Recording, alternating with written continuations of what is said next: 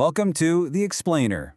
Today, we're going to talk about a spiritual figure who, well, he acts less like a distant, mysterious god and more like the ultimate CEO, an executive whose entire mission is your well-being, right here, right now.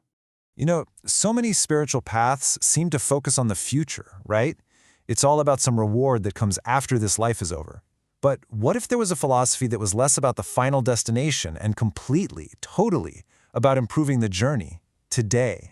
Well, that's pretty much the core mission statement of the Medicine Buddha.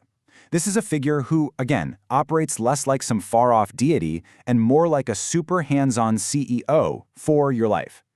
Okay, let's really get into this. All right, so let's meet this CEO of now. Who exactly is this Chief Executive Officer of the Eastern Pure Land? And what is it that makes his whole business philosophy so radically different, so focused on the present moment? And this is really what makes his approach so unique. See, while a lot of frameworks look at this life as, some kind of test for the next one, the Medicine Buddha's entire platform is about improving your quality of life today. He's not asking you to just grit your teeth and endure. He's offering up practical, real-world solutions. Okay, now let's dig into his corporate branding because this is fascinating. Every single detail, and I mean everything, from his color to the direction his headquarters are in, it's all completely intentional and just packed with meaning. So he's blue, but it's not just for looks. This deep lapis lazuli color is actually meant to have a direct calming effect. Think of it as a visual cue to cool down when you're feeling anxious or totally overwhelmed, or even just metaphorically inflamed. And his location? Just as important. I mean, think about it this way. His headquarters are in the east. That's the direction of the rising sun, right? It's a powerful symbol for focusing on life as it's actually happening, on new beginnings, on active problem solving, not on some far-off retirement plan. Even the way he holds his hands communicates his mission. These aren't just abstract symbols, They represent his readiness to act. You've got the medicine bowl for healing, and then the open hand totally ready to give. So let's see how this all comes together in his core business plan. Okay, so every great CEO has a business plan, right? A foundational document that says this is what we're about. Well, the Medicine Buddha's plan is a set of 12 great vows.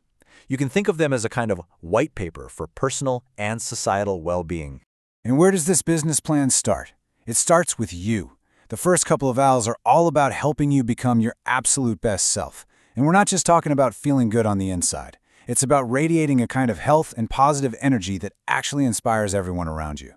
Now, this part is what I find so interesting. It's just so pragmatic. It basically says, look, you can't work on spiritual elevation if your basic material needs aren't met.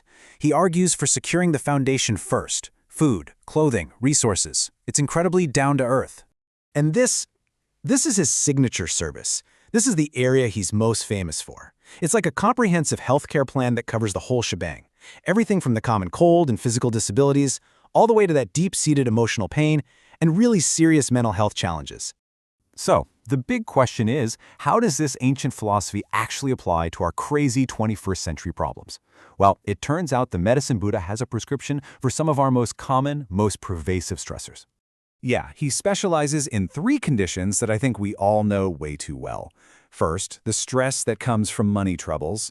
Second, that sheer bone-deep exhaustion from being always on in our digital world. And third, the deep pain of emotional wounds, things like loneliness and rejection. So, you know that feeling when your brain is like an overheated laptop with a million tabs open? Well, his techniques are designed to perform a total mental reset. That visualization of the calming blue light, it's literally intended to clear out all the clutter and cool down your system. And the best part? You don't need to go on some remote, expensive retreat or buy any special equipment to connect with this philosophy. The source material lays out 3 super simple, super practical methods that literally anyone can try. So here they are, 3 actionable techniques you can use right away. You can think of the first one as like a direct hotline to the CEO, just to focus your mind. The second one is kind of like a wellness drink that you charge up with positive intention. And the third, that's your own personal mental spa session you can give yourself right before you go to sleep. But beyond any personal practice, there's something else. The core of the Medicine Buddha's corporate culture, well, it holds what might just be the ultimate key to our own well-being. It's like his version of an energy conservation law, and it's a really profound insight into human connection. The idea is that the fastest, most effective path to healing yourself is to focus your energy on helping to heal others. And that right there is the core of his corporate culture. The philosophy suggests that every single one of us has a medicine Buddha inside, this incredible capacity for healing. It's not something you have to go out and find, it's something you activate the moment you start helping those around you. Okay, but this brings up a really common question, and it's a super important misconception we need to address head on. So, does this mean you can just skip the doctor? The answer is a clear, resounding absolutely not. Let's be really clear here. This is a complementary practice. It is meant to support and enhance modern medicine, not, under any circumstances, replace it. The whole goal is to get you into the right mindset to find the best possible care, and then to help that care be even more effective.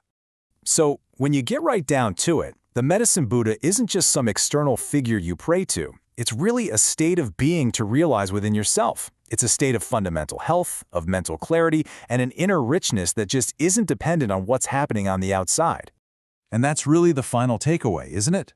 This whole philosophy is a reminder that our stress, our sickness, all our struggles, they're just like clouds passing in front of a brilliant sun. They're temporary.